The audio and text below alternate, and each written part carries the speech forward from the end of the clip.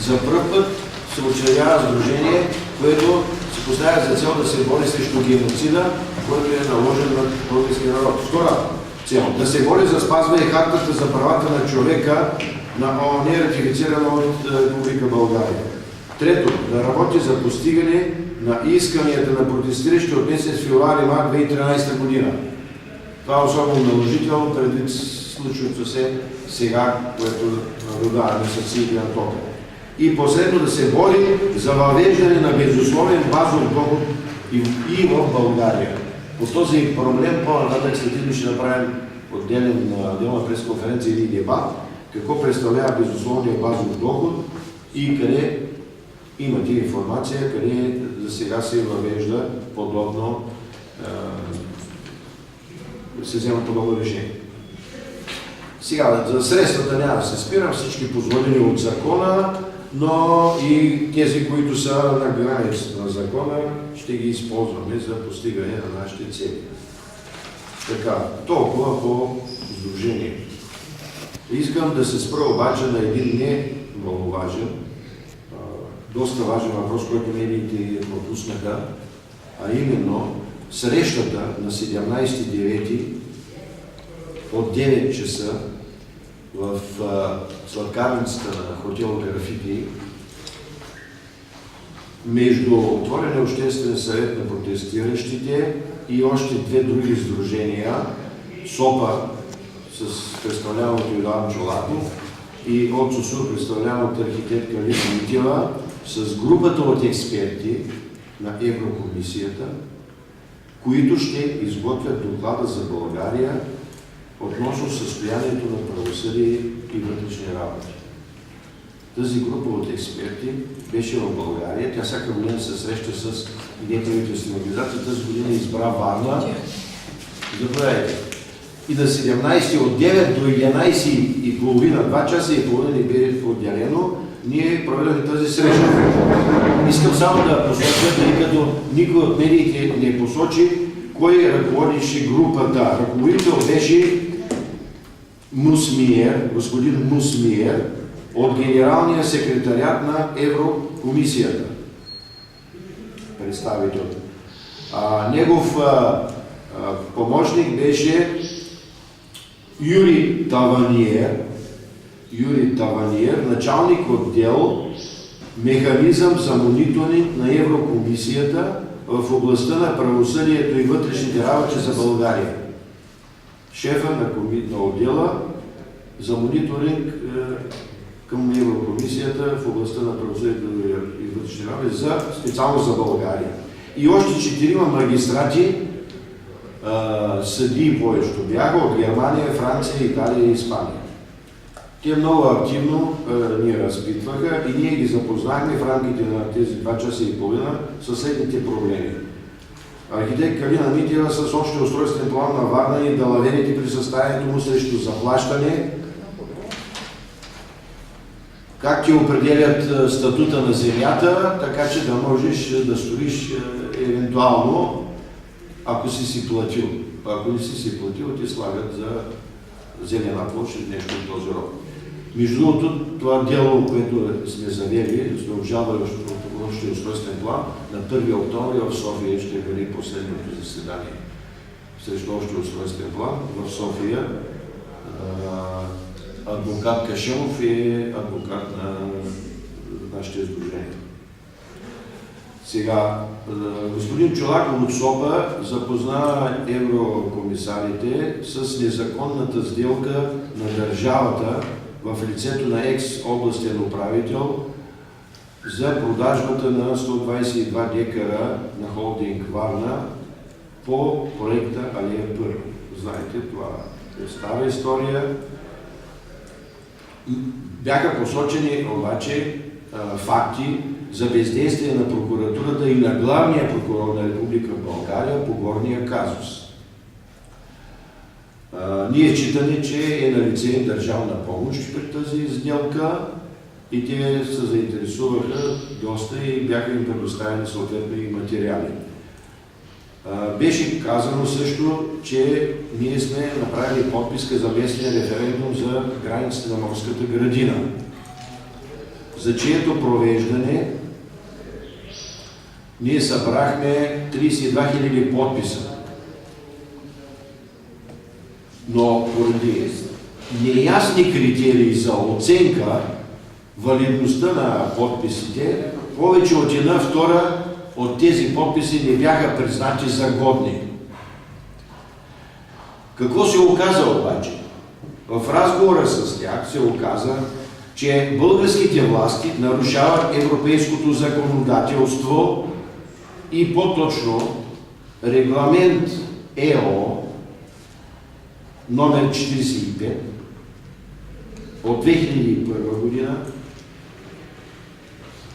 който ще цитирам бавно, касае защитата на лицата по отношение обработката на лични данни от институциите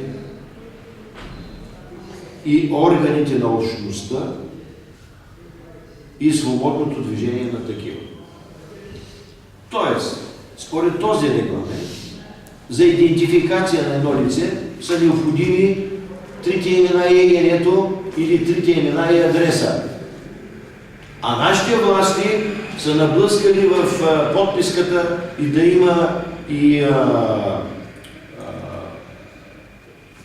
ЕГН, и адрес, и подпис, и какво беше още? Да, и пълните три имена. Нещо, което, при проверката на което се оказва, че или нещо е изгрешено, достатъчно да има само един от тези четирите показателя, или пък съмнение за подписа, защото Тонев беше пуснал, господин Тонев, общинския съветник, беше пуснал жалба, че има съмнение за фалшифицирани подписи. И сега в момента малумници от прокуратурата проверяват подпис по подпис. И представете ли са 32 000 подписа, да се проверят дали има дублиране някъде или съвпадение на подписи и така нататък. Защото господин Тонев имал съмнение, че подписите са фалшифицирани. Така и за президентския референдум проверяват. Ама това е малумщина. Достатъчни са два елемента само според този регламент, които да идентифицират лицето и край. Няма нужда от повече тъпоти, които... И сега проверката на тези подписи ще продължи няколко години и референдума няма да се провежда. Така, накрая господин Бонев, т.е. моя милост, запозна евроекспертите с враждебната среда в институциите относно предоставянето на достъп до обществена информация по СДОИ и специално за случая в службата по геодезия, картография и кадастър, службата по кадастър Варна, където в 2012 година, месец април, срещу мен било упражнено насилие и на всичкото отгоре, след побоя, след това прокуратурата по събрани фалшиви данни ме обвини за хулиганство и беше скалъпен процес, който, слава Богу, завърши с оправдателна присъда.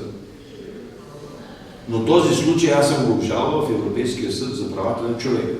Не само това, аз съм завел още 3 дела срещу Варненска районна прокуратура за отговорността на държавата по закона по ЗОДО за нанесени морални и материални щети. Варненска районна прокуратура срещу Бошкова за набедяване и клевета и срещу охранителя Вали Колев за побоя. И в момента делата се точат. Накрая аз им цитирах едно изказване на главния инспектор на инспектората към ВСС Ана Караиванова, която в последния си доклад заяви нещо много важно, че магистратите в България не могат да правят причинно-следствена връзка. Забележете, магистратите, нашите прокурори и съдии не могат да правят причинно-следствена връзка, когато обсъждат обстановката и затова често и взетите решения са погрешни. Аз лично се натъкнах по делата, които водя и им връчих на евроекспертите 7 комплекта на мои жалби до Европейския съд за правата на човека. Повечето от тях са 4 са по административни дела, едното е по гражданско дело и едното е по едно или две бяха от Софийския Върховния касационен съд. Тоест, 7 комплекта жалби аз съм подал до Европейския съд за правата на човека за отказ от правосъдие или за отказ поради липса на правен интерес. Тя къде я каза? Оказа се, че ние нямаме правен интерес да обжалваме решенията на Общинския съвет за бюджета или за каквото и да било. След като директно не сме заплашени, т.е. нямаме пряка ощетяване, нямаме право да водим дела срещу бюджета и там незаконни решения. Въпреки че бюджетната служба и се спонсорува данъци на гражданите, че обслужва гражданите. Това е последното дело, между другото, което аз съм обжалвал в Европейския съд. Обжалването на актуализацията на бюджета за 2013 година ние единствено го обжалвахме. Спомняте си, че областният управител отмени всичките решения, след това и те ги преповториха 2014 януари месец и ние обжалвахме тази актуализация на бюджета, мина 2 инстанции и сега в Европейския съд. Накрая искам да се спра, вие сте получили двете, моето заявление и решението на областния по отношение прекратяване на договора за Алия Първа. Минаха 2 мандата на